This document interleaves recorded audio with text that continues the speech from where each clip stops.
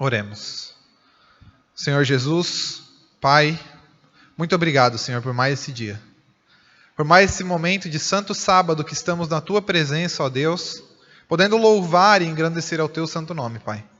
Obrigado, Senhor, por hoje podermos estar aqui, ó Senhor, diante de Ti, trazendo as nossas culpas, os nossos medos, os nossos pecados, ó Pai, pois o Senhor já morreu em uma cruz por nós para nos salvar de todos eles.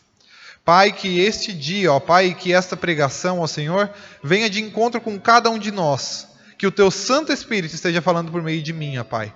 Que nenhuma palavra que dita venha falar do homem Mateus, ó Pai, mas que venha a falar do Santo Espírito, ó Pai, através de mim. Muito obrigado por tudo, em nome de Jesus que eu te peço e te agradeço. Amém, Senhor. Os irmãos podem se assentar. Glórias a Deus, estamos mais uma vez aqui. Estamos aqui podendo falar sobre a palavra do Senhor. Estamos aqui podendo louvar e engrandecer ao nome dEle. E para iniciar, eu gostaria de pedir aos irmãos que abram comigo no livro de Mateus, capítulo 19. Vamos começar lendo a palavra do Senhor. Mateus, capítulo 19, a partir do verso 16. É uma passagem muito conhecida de todos os irmãos, eu tenho certeza que todos já conhecem, mas durante algum tempo, na verdade, essa passagem vem remoendo na minha mente. E eu sei que era Deus falando comigo, e às vezes eu corria dela, às vezes eu tentava fugir, mas a gente não pode fugir da palavra de Deus.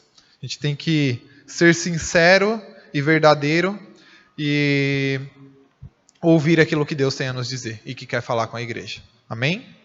Mateus 19, do verso 16 até o 22, diz assim: E eis que alguém, aproximando-se de Jesus, lhe perguntou: Mestre, o que eu farei de bom para alcançar a vida eterna? Jesus respondeu: Por que você me pergunta a respeito do que é bom?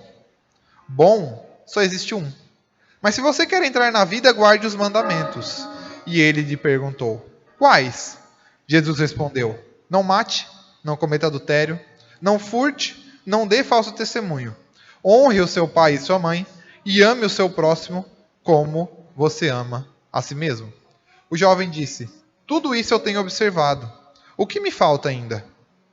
Jesus respondeu: Se você quer ser perfeito, vá, venda os seus bens, dê o dinheiro aos pobres e você terá um tesouro nos céus. Depois, venha e siga-me. Mas o jovem, ouvindo essa palavra, retirou-se triste, porque era dono de muitas propriedades. Essa passagem é muito forte para mim. E como eu falei no início, eu já venho remoendo ela há algum tempo. Na verdade, eu já conheço ela, claro, há bastante tempo, mas começou a bater mais forte no meu coração a partir do momento em que eu decidi casar. A partir desse momento, essa passagem começou a bater mais e mais forte.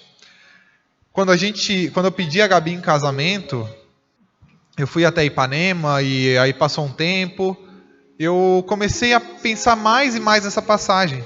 A cada vez que eu ia abrir a Bíblia, parecia que Deus me mostrava essa passagem novamente.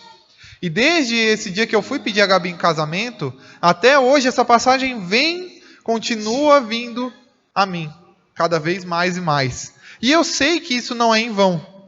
Eu sei que isso não é algo que aconteceu simplesmente porque aconteceu, que é uma coincidência. Eu sei que Deus tem trabalhado nisso. E às vezes ela aparece em Mateus, daqui a pouco ela aparece em Marcos, aparece em livros diferentes, mas sempre volto para essa passagem do jovem rico. E ela sempre me chama a atenção. E eu já li ela várias e várias vezes, e eu já tentei pensar nela, e ela toca no meu coração, e eu volto a pensar nela, até que eu disse: não, eu acho que é o momento de eu trazer uma mensagem, não só para a igreja, mas para mim mesmo, sobre essa palavra. Eu preciso parar, observar, refletir o que Jesus realmente queria dizer com tudo isso que ele fala. E o que ele queria trazer para mim, para a minha vida e para a vida de cada um dos irmãos.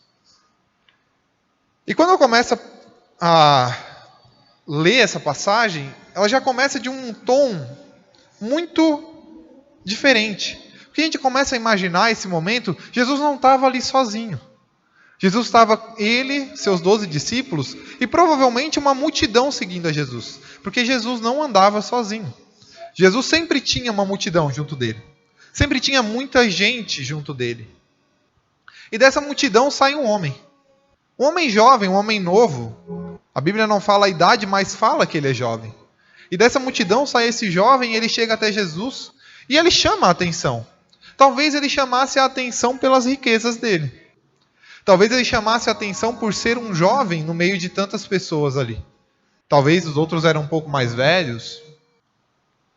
Mas ele chamou a atenção. Talvez ele fosse conhecido de todas as pessoas ali, por ele ter mais bens do que o normal. E a partir desse momento que ele chama a atenção, ele diz: eu quero fazer uma pergunta para Jesus. E ele faz essa pergunta. E a pergunta que ele faz é: o que eu posso fazer para herdar a vida eterna? Senhor Jesus, o que eu preciso fazer? Bom mestre, bom Senhor, o que eu posso fazer para herdar a vida eterna? Essa é uma pergunta que eu acredito que todos aqui já se fizeram. Todos aqui já pensaram o que eu tenho que fazer para conseguir entrar nesse reino celestial. O que eu tenho que fazer para sair desse mundo de pecado e de erro e poder ir para um mundo melhor? O que eu tenho que mudar na minha vida? O que eu preciso fazer de diferente? Será que os meus atos hoje são suficientes para herdar a vida eterna? Talvez esse jovem fosse um herdeiro já. Talvez ele tivesse ganhado esses bens passado do pai para ele. E aí ele já era um herdeiro, e para ele receber todos os bens dele, todo o dinheiro, todas as terras, ele não teve que fazer nada. Simplesmente ele teve que esperar. Talvez não. Talvez ele teve que trabalhar, e por trabalhar para receber tantos bens, tanto dinheiro, ele sabia que nada vinha de graça. Por isso ele sabia que precisava fazer algo. E aí, a partir desse momento que ele pergunta isso, a gente consegue perceber uma coisa. Ele sabia que algo ainda faltava para ele. Porque a gente só se pergunta o que eu preciso fazer, o que mais eu preciso fazer, porque a gente percebe que algo ainda falta. Algo ainda não está completo. Não está perfeito. Eu ainda não consigo completamente ser perfeito. O que mais eu posso fazer? O que mais eu posso me esforçar? Aonde que eu posso correr atrás que eu possa chegar a um ponto de herdar a vida eterna? E Jesus responde para ele. No versículo 17, Jesus diz assim: por que você me pergunta a respeito do que é bom? Bom só existe um. Mas se você quer entrar na vida, guarde os mandamentos. É uma resposta clara. Se você quer entrar na vida, guarde os mandamentos. E o jovem poderia sair dali satisfeito.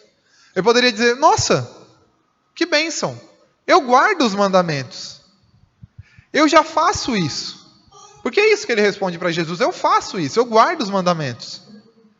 Ele poderia dizer, sair, virar as costas e dizer: nossa, pronto, eu tenho a vida eterna porque eu guardo os mandamentos. Mas ele sabia que não era suficiente. Ele sabia que não era apenas aquilo. Que não era apenas isso que restava para ele. Existem duas opções. Talvez esse jovem, ele perguntou novamente para Jesus: mas o que mais que eu posso fazer? Talvez ele esperasse que Jesus falasse: não, é só isso, você é muito bom. Você é melhor do que todo mundo aqui. Você tem uma bondade, uma honestidade, uma generosidade muito grande. Está tranquilo, é só isso que você precisava. Talvez ele estivesse esperando confirmação de Jesus.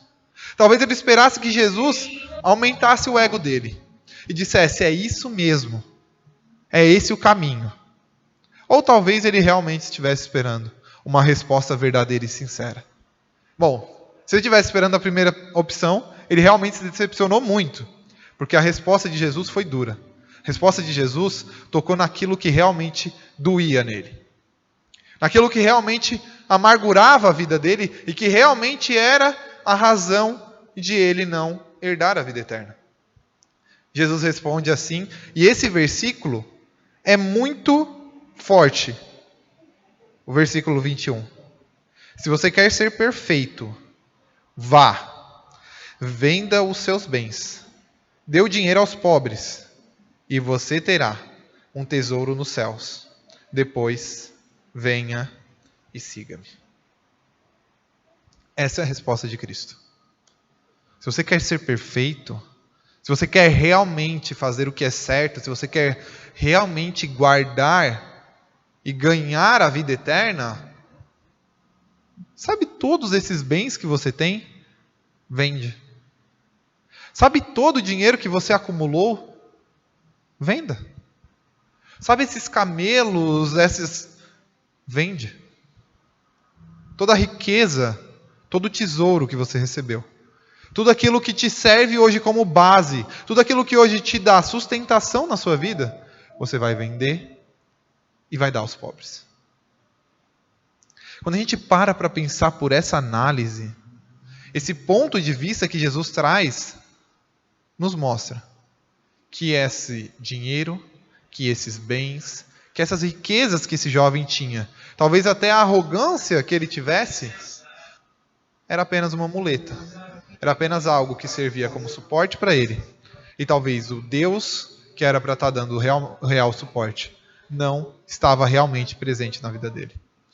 A resposta que Jesus deu foi muito impactante. A gente não sabe o que o jovem fez.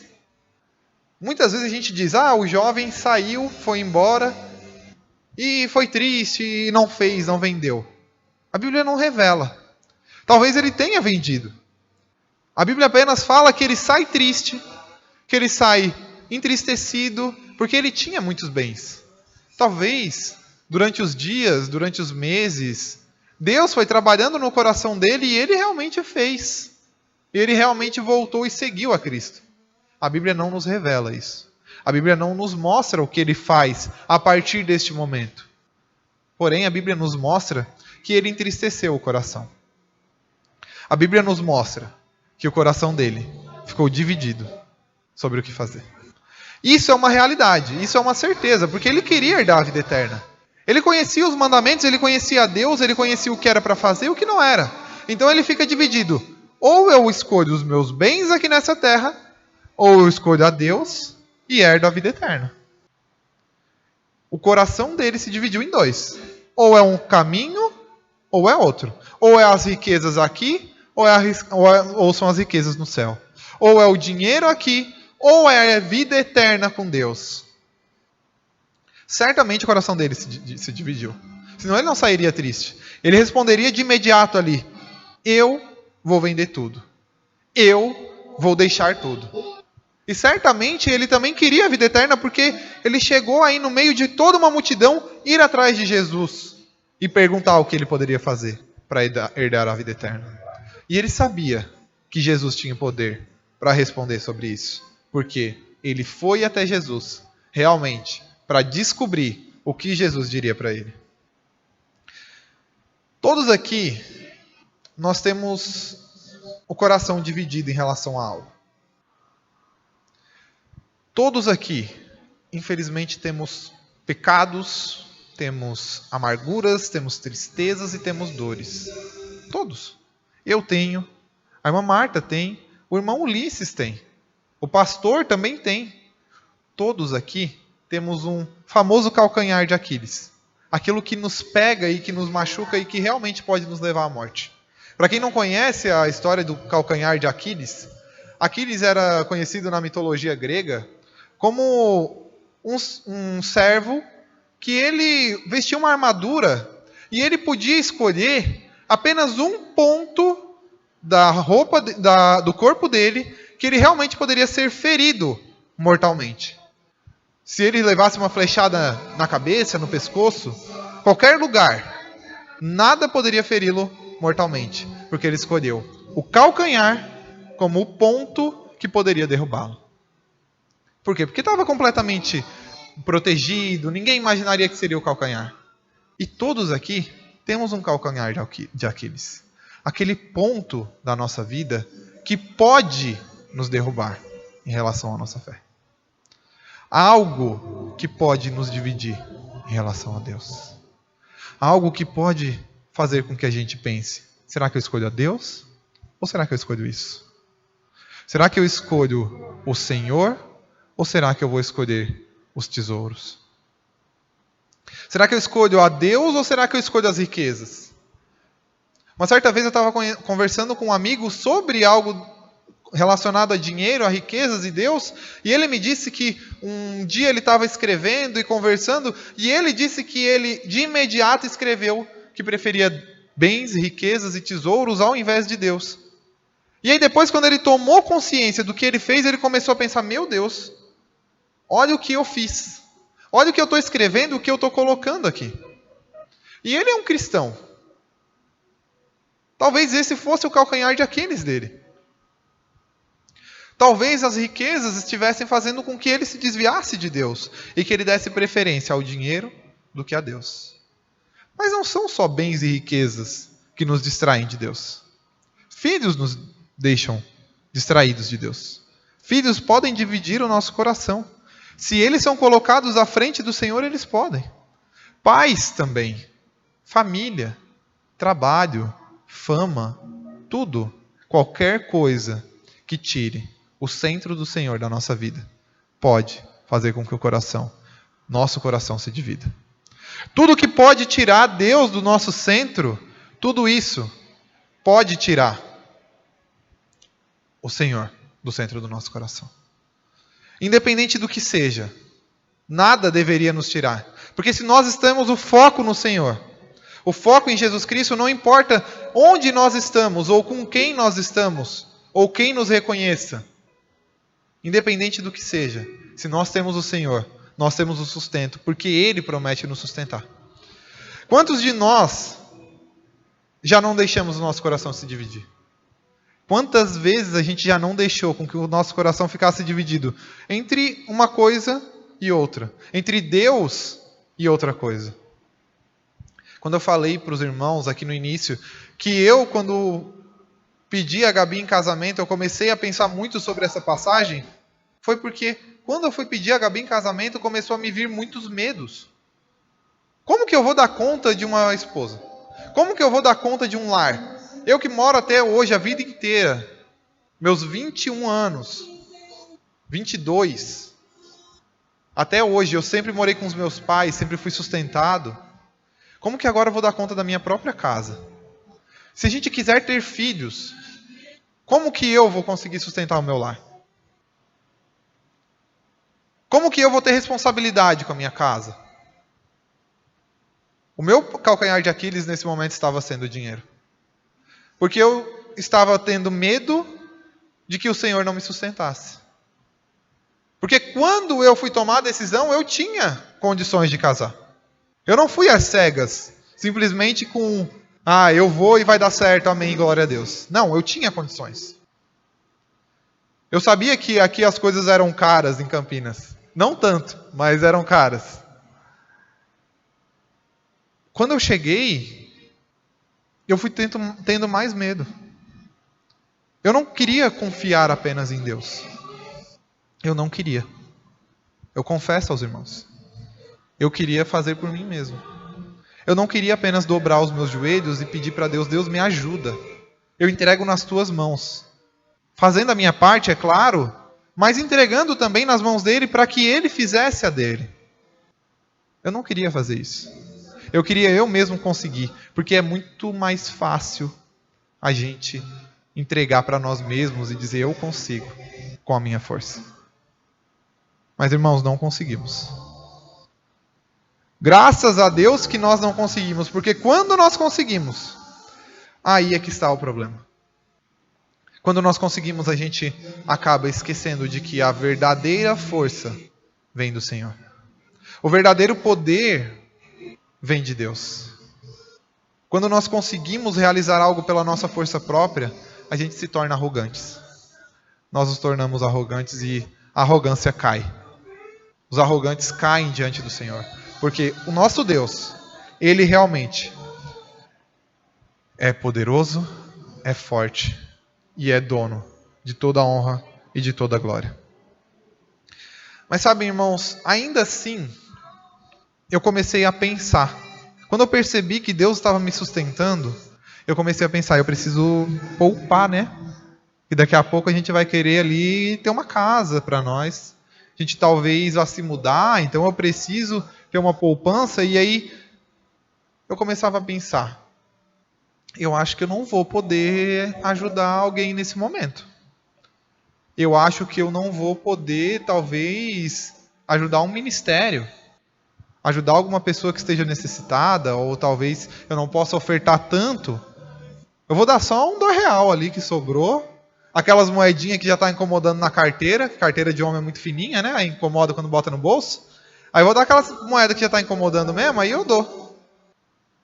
Quando a gente coloca o nosso conforto, a nossa necessidade, não digo necessidade básica, não digo uma roupa para vir ao culto, eu não digo uma comida para colocar em casa, uma cama para você dormir ou uma casa para você ter onde deitar. Não, eu digo a nossa necessidade supérflua. Eu digo um carro bom.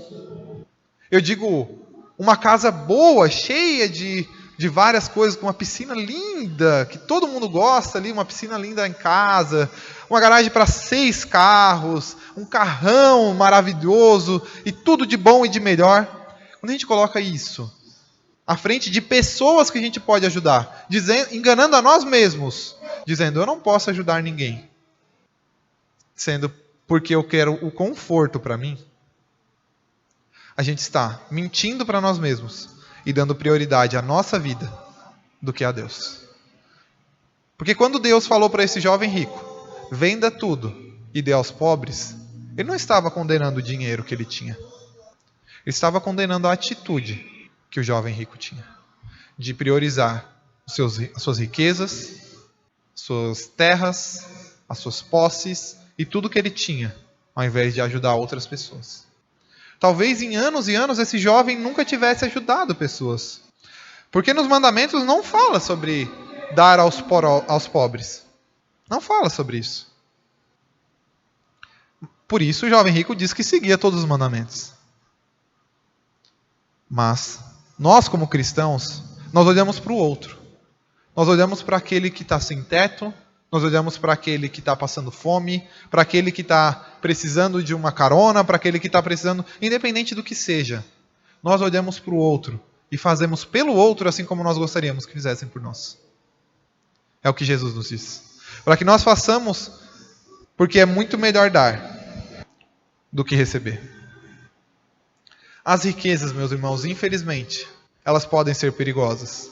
Eu não vou dizer aqui, se alguém aqui se levantar agora e dizer, irmão Mateus, eu te dou R$1 milhão. Agora. Eu não vou dizer não, né? Inclusive, meu Pix, se alguém quiser anotar aí, eu já passo agora, tá? Não tem problema não. Se alguém quiser me dar, glórias a Deus. Mas se você souber que esse dinheiro, que essa riqueza, vai trabalhar no seu coração, no meu coração, no nosso coração, para desviar você do caminho do Senhor, você aceitaria? Se você souber que o dinheiro vai te tirar do caminho de Deus, souber que a riqueza vai te levar a ser uma pessoa mais arrogante, uma pessoa que não vai estar do lado de Deus, uma pessoa que vai a cada vez mais se sentir melhor com o dinheiro, vai a cada vez se sentir mais autossuficiente, uma pessoa mais que tem o orgulho de ter o dinheiro, uma pessoa que diz, eu não preciso de nada porque eu já tenho o suficiente. Eu tenho um bom plano de saúde, eu tenho um bom carro, eu tenho uma boa casa, então eu não preciso desse Deus para me sustentar porque eu já tenho dinheiro. Se esse dinheiro for nos tornar pessoas assim, que nós nunca desejemos ter um dinheiro desse. Infelizmente, muitas vezes a gente acaba se tornando assim. E a gente não sabe que vai ser assim, até que chegue o momento. E quando chega o momento, é muito difícil de conseguir voltar atrás. A gente valoriza o dinheiro. A gente idolatra, muitas vezes, o dinheiro. Todos aqui sabem o que é idolatria. Eu acredito que todos sabem sobre a questão de adoração de imagens, sobre a questão de adoração de ídolos. de adoração até mesmo de pessoas, mas o dinheiro também é um ídolo. A Bíblia fala sobre servir a Deus ou a Mamon. Ou é um ou é outro. Nós não podemos servir a dois senhores. Quando nós estamos dando mais valor ao dinheiro do que a Deus, nós estamos idolatrando o nosso dinheiro. Nós estamos idolatrando a Mamon. O dinheiro também nos traz uma menor dependência de Deus. Quem nunca viu uma pessoa que se diz autossuficiente por Deus, pelo dinheiro? Acha que porque tem dinheiro tem tudo. Acha que porque tem dinheiro tem o mundo. Ele também nos traz medo e ansiedade. Sabiam que a pessoa que tem muito dinheiro tem medo? A pessoa que tem muito dinheiro tem medo de perder aquele dinheiro. Quer ver? É muito bom ganhar um dinheiro. Mas muito pior é perder o dinheiro. A alegria de ganhar o dinheiro é essa. De perder, a tristeza é muito maior. Porque é igual você achar 10 reais na rua. Você achou 10 reais na rua? Nossa, 10 reais. Perdeu aqueles 10 reais? Meu Deus, cadê o 10 reais? Faz uma confusão em casa. Alguém roubou meu 10 reais? Meu Deus do céu, quem é que mexeu nos meus 10 reais? Porque perder é muito pior. Então a gente tem medo de perder o dinheiro. E isso cria ansiedade. E também cria ansiedade o fato de que a gente quer correr mais e mais atrás, cada vez mais. Tirando o tempo que a gente poderia ter com a nossa família, tirando o tempo que a gente poderia ter com Deus, tirando o tempo que a gente poderia ter levando a palavra, levando o evangelho para mais e mais pessoas. Depois de tudo isso que aconteceu, Jesus percebe que os discípulos ficaram perplexos. Ficaram, meu Deus, o que está acontecendo aqui? O que Jesus está falando? E aí a gente lê, a partir do verso 23, assim. Então Jesus disse aos seus discípulos: em verdade lhes digo, dificilmente entrará, digo que um rico dificilmente entrará no reino dos céus. E ainda lhes digo que é mais fácil um camelo passar pelo fundo de uma agulha do que um rico entrar no reino de Deus. Olha que coisa impressionante. E aí, no versículo 25, diz assim: ouvindo isso, os discípulos ficaram muito admirados e perguntaram: sendo assim, quem vai poder ser salvo? Ou seja, os discípulos ficaram assustados. Como assim? É mais fácil um camelo passar no buraco de uma agulha do que um rico entrar no reino dos céus? Então quem que vai poder ser salvo? Eu não sei se os irmãos sabem, mas naquela época os judeus acreditavam que alguns judeus, né, não todos, mas alguns judeus acreditavam que a riqueza era uma questão de a pessoa estar servindo bem a Deus. Ou seja, se a pessoa era rica é porque ela recebeu um grande dom de Deus, um grande benefício de Deus. A gente vê isso nos Salmos, que Deus iria abençoar, que Deus iria dar muitas riquezas. Então alguns interpretavam dizendo que isso era uma bênção de Deus. É claro que Jesus vem contrapondo isso, dizendo que as riquezas podem inclusive levar para o caminho contrário. Porém, os discípulos, sabendo que muitos acreditavam que a riqueza era uma bênção de Deus por a pessoa servir o evangelho da forma correta, ficam admirados e perguntam: então quem vai poder ser salvo? Quem poderia ser salvo se é mais fácil passar um camelo no buraco de uma agulha do que um rico entrar no reino de Deus? Em teoria, ninguém. Ninguém pode ser salvo. Porque não é só o rico que erra. Não é só o rico que peca. Todos temos o coração dividido por alguma coisa. Talvez alguns aqui também tenham o coração dividido pela riqueza, assim como eu tive. Talvez alguns aqui coloquem os filhos no lugar de Deus. Talvez alguns colocam algumas amizades, independente do que seja. Todos têm algum calcanhar de Aquiles. Todos têm algo que coloca na frente de Deus. Então todos estamos à mercê do amor de Deus e da misericórdia de Deus. E pelo que Jesus fala aqui, é impossível. É mais fácil passar um camelo no buraco de uma agulha do que um rico, ou do que um pobre, ou do que qualquer um entrar no reino de Deus. Mas glórias a Deus que a Bíblia está aí completa para a gente ler e não termina aí. No versículo 26, Jesus olhando para eles disse: para os seres humanos, isto é impossível, mas para Deus, tudo é possível. É difícil. A gente vai ter que lutar contra os nossos corações divididos.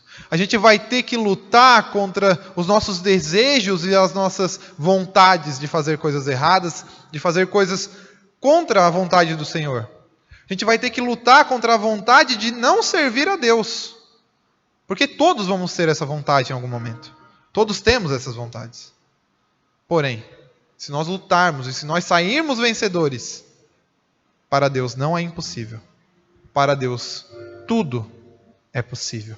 Até mesmo passar o camelo no buraco de uma agulha. Jesus, ele transforma as vidas das pessoas. Jesus, ele passa um camelo pelo fundo da agulha. Ele transforma um pecador em um filho eleito por ele. Jesus, ele recebe o perdão de cada um de nós. Ele nos abraça e ele diz: você está perdoado. Basta com que nós aceitemos o evangelho dele. Basta com que nós realmente busquemos a ele e busquemos fazer a vontade dele, com tudo que nós temos e com tudo que somos. Mas isso não é fácil. A nossa vida ela é baseada em escolhas. E as escolhas que nós fazemos em nossa vida, elas vão ditando quem nós somos. Cada escolha, cada passo, cada caminho que a gente segue, elas vão tendo mudanças e impactos em nossa vida. Se a gente escolhe fazer o que é da vontade de Deus, a gente vai caminhando mais e mais, como a luz da aurora, que vai brilhando mais e mais, até se tornar dia perfeito. Porém, se nós desviamos do caminho, se nós pegamos outro caminho, ou seja, qualquer caminho que não seja o caminho que é Cristo, a gente vai se perdendo mais e mais, até se tornar cada vez mais trevas, cada vez mais escuridão. É triste, é doloroso e é difícil. As nossas escolhas têm consequências terríveis. As nossas escolhas podem nos levar ao céu ou ao inferno. Diretamente dessa forma. A nossa escolha de servir a Cristo nos leva à eternidade. Por isso, irmãos, eu convido a cada um de vocês a cada vez mais tomar escolhas que levem cada vez mais próximos de Deus. Para que nós nos tornemos mais próximos dele e também nos tornemos semelhantes a ele. Semelhantes a Cristo. Cristão. Cristão é um cristinho. Um Cristo pequeno. Alguém que busca ser como Cristo. Que a gente seja dessa forma. O versículo de 27 até o 29 diz assim: então Pedro, tomando a palavra, disse: eis que nós deixamos tudo e seguimos o Senhor. O que será, pois, de nós? Jesus respondeu: em verdade eu lhes digo, que na regeneração, quando o Filho do Homem se assentar no trono da sua glória, vocês que me seguiram, também se assentarão em 12 tronos, para julgar as 12 tribos de Israel. E todo aquele que tiver deixado casa, irmãos, irmãs, pai, mãe, filhos ou campos, por causa do meu nome, receberá muitas vezes mais e herdará a vida eterna. Essa é a promessa de Jesus. A promessa do Senhor é que aquele que deixar a sua família, deixar a sua casa, deixar suas riquezas, suas terras, por amor a Ele, aquele que buscar a Ele verdadeiramente. Quando ele diz aqui deixar, não quer dizer, eu vou abandonar a minha casa. Não, é deixar tudo aquilo que impede que você busque ao Senhor. É deixar tudo aquilo que te manda mais para longe de Deus. Aquele que abandonar suas paixões, seus vícios e buscar ao Senhor. Não deixando mais seu coração dividido, mas o coração buscando apenas a Ele. Vai receber muito mais na eternidade. E é isso que nós estamos buscando aqui. Amém, irmãos?